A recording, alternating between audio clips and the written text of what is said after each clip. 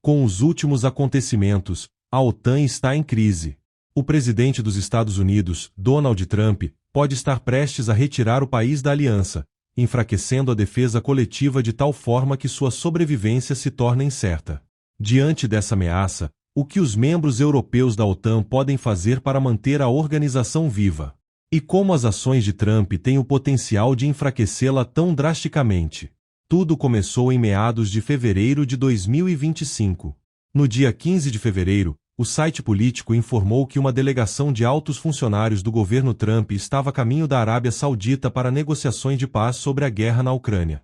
A reunião aconteceria alguns dias depois e incluiria 3 representantes dos Estados Unidos e 3 da Rússia. Os delegados americanos eram o secretário de Estado Marco Rubio, o conselheiro de Segurança Nacional Mike Waltz e Steve Witkoff, uma figura pouco conhecida, segundo a BBC.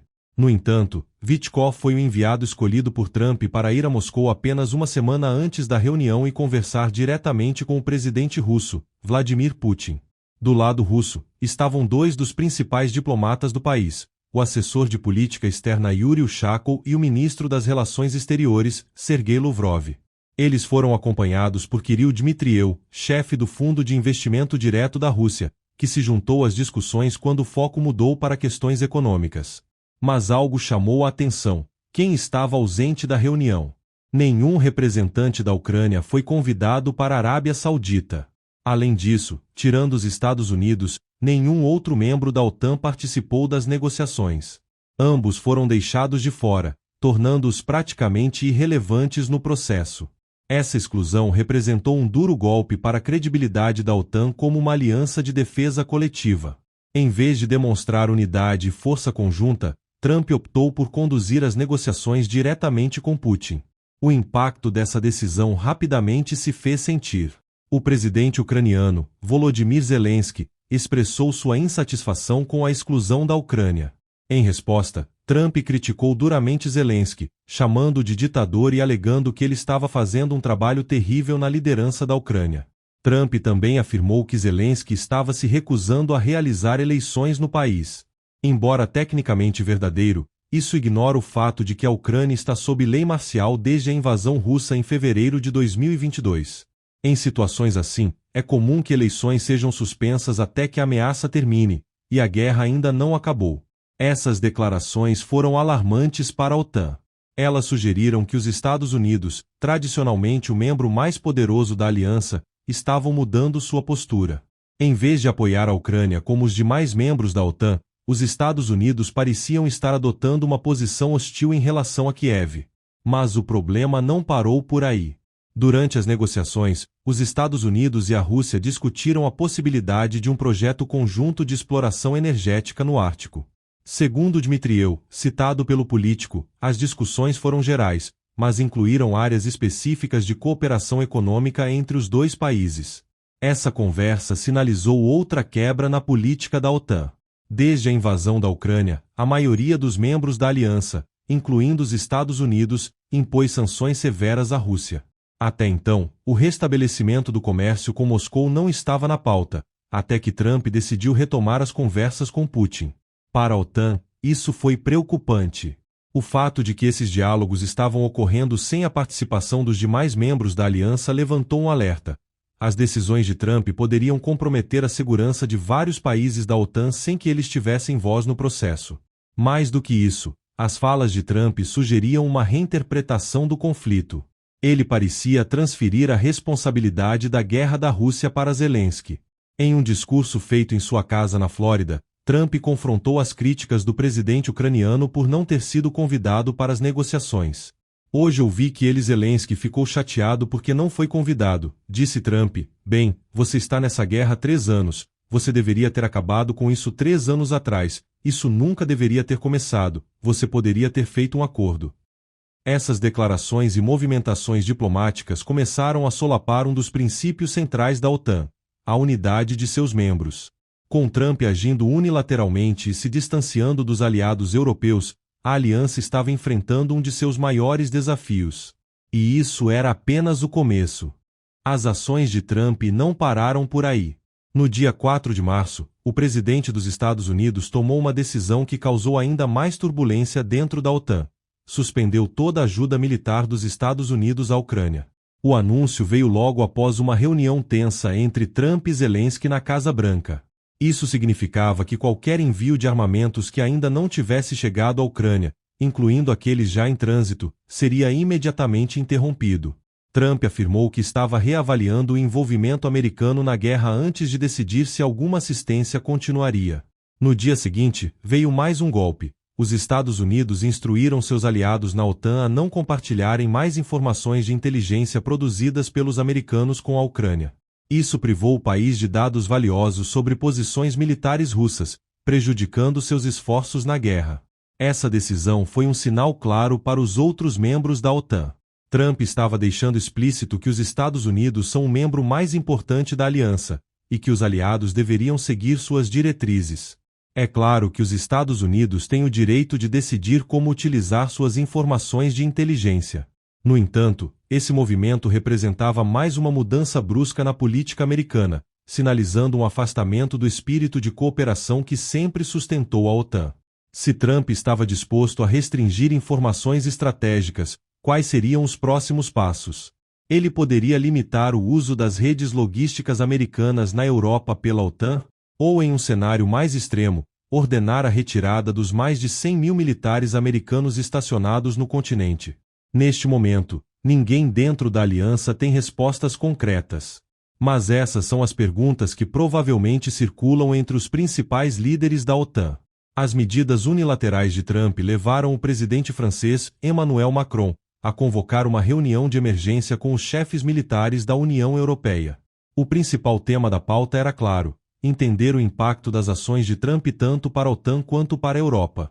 Essa não foi a primeira vez que Macron tomou a dianteira nessas discussões. Poucos dias antes da reunião entre os representantes de Trump e Putin na Arábia Saudita, ele havia recebido em Paris 11 líderes europeus para debater a guerra na Ucrânia. Entre os participantes estavam o primeiro-ministro britânico Keir Starmer, a italiana Giorgia Meloni e o primeiro-ministro polonês Donald Tusk. O secretário-geral da OTAN, Mark Rutte, também compareceu, reforçando que qualquer conversa sobre a segurança europeia envolve, necessariamente, a aliança. O que vemos aqui é um racha evidente. Enquanto os Estados Unidos, sob a liderança de Trump, adotam uma postura isolacionista, os outros membros da OTAN, especialmente os europeus, se unem para reagir a essa mudança de direção. Mas esse não é o comportamento esperado de uma aliança de defesa coletiva. Embora cada país membro tenha sua própria política interna, a OTAN sempre manteve um posicionamento unificado diante de ameaças externas. Sob o governo Trump, essa coesão está sendo colocada à prova como nunca antes. A grande questão que paira no ar é: Trump está apenas pressionando os aliados europeus para assumirem mais responsabilidades dentro da OTAN, ou ele realmente quer colocar um fim na aliança? Com isso, o futuro da OTAN pode realmente ser destruído por Trump? A resposta para essa pergunta pode estar no histórico de Trump com a aliança. Ele já demonstrava ceticismo em relação à OTAN muito antes de sua segunda presidência. Em 2017, o think tank Brookings destacou que Trump frequentemente criticava os países europeus por não cumprirem a meta de destinar pelo menos 2% do PIB para a defesa, um objetivo recomendado pela OTAN, mas não obrigatório. Na época, sua principal insatisfação era financeira. Os Estados Unidos sempre foram a maior potência militar da OTAN e, consequentemente, o maior financiador da aliança. Em 2017, Washington era responsável por impressionantes 71,7% dos gastos combinados dos membros da OTAN. Enquanto isso, poucos aliados europeus atingiam a meta de 2%. Por um lado, era um argumento válido: se a Europa queria proteção, deveria investir mais em defesa. E, de fato, a pressão de Trump teve impacto. Até 2024, 23 dos 32 membros da OTAN passaram a atingir o mínimo de 2% do PIB em gastos militares. A guerra na Ucrânia também ajudou a aumentar esse comprometimento, pois muitos países perceberam a necessidade de fortalecer suas defesas. Dado esse aumento nos investimentos europeus, seria lógico supor que Trump passaria a ver a OTAN com outros olhos, certo? Mas o que aconteceu foi o contrário. Durante sua campanha para a reeleição, Trump chegou a dizer que permitiria que Putin atacasse países da OTAN caso não estivessem pagando suas contas. O então presidente Joe Biden reagiu, acusando Trump de ser anti-OTAN e de tratar a aliança como um fardo. Essa postura de desdém pela OTAN não desapareceu quando Trump voltou ao poder. Aliados seus, como Elon Musk e o senador republicano Mike Lee, passaram a defender abertamente que os Estados Unidos deveriam sair da aliança. E o próprio Trump continuou a insistir na questão do financiamento militar. No dia 8 de janeiro de 2025, pouco antes de tomar posse, ele declarou que a meta da OTAN deveria subir de 2% para 5% do PIB. Segundo John Bolton, ex-assessor de segurança nacional de Trump, essa exigência pode ser uma estratégia para justificar uma futura retirada dos Estados Unidos da aliança. Agora ele diz que os países devem gastar 5% do PIB em defesa, mas quase nenhum país europeu vai topar isso, talvez só os Bálticos e a Polônia, afirmou Bolton ao jornal britânico LBC. Então, em um ano, quando isso não acontecer, Trump poderá dizer: a OTAN continua inútil, como sempre foi, estou saindo. Se isso acontecer, será um golpe devastador para a organização. A saída dos Estados Unidos significaria a perda do maior orçamento militar da aliança e de sua principal força nuclear. Isso enfraqueceria drasticamente a capacidade da OTAN de dissuadir ameaças externas, especialmente da Rússia.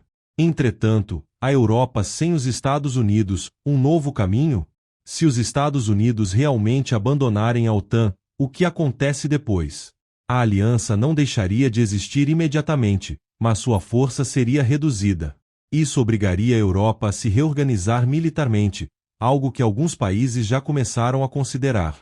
O general Rio Terras, ex-comandante das Forças Armadas da Estônia, deixou claro que a Europa precisa assumir mais responsabilidades.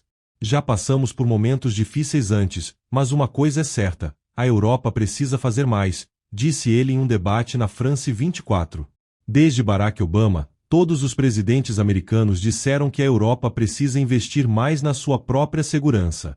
E isso já está acontecendo. No dia 4 de março de 2025, a presidente da Comissão Europeia, Ursula von der Leyen, anunciou um plano de defesa europeu chamado Rearmar a Europa.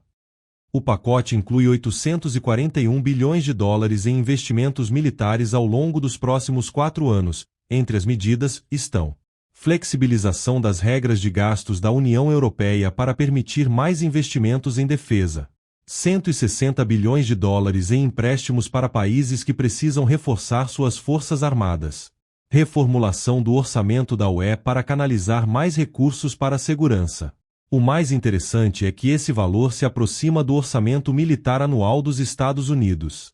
Ou seja, pode ser um sinal de que a UE já está se preparando para um futuro onde terá que preencher a lacuna deixada pelos Estados Unidos. No entanto, ainda há muitas dúvidas sobre a capacidade da Europa de manter uma defesa coletiva eficiente sem o apoio americano. A própria União Europeia enfrenta dificuldades para manter uma posição unificada, algo que ficou claro quando Macron sugeriu enviar tropas para a Ucrânia e foi prontamente rebatido pelo chanceler alemão Olaf Scholz. A grande questão agora é: a Europa conseguirá manter a OTAN forte sem os Estados Unidos? Com isso, o que vem pela frente? Trump ainda não destruiu a OTAN, mas colocou a aliança sob um estresse nunca visto antes. Seus ataques verbais a Zelensky, a suspensão da ajuda militar à Ucrânia, as tensões com os europeus, as restrições de inteligência e as ameaças econômicas criaram um ambiente de instabilidade dentro da organização. Mais do que isso, suas ações reforçaram o que já se suspeitava há anos: os Estados Unidos podem não ser mais um parceiro confiável para a defesa da Europa.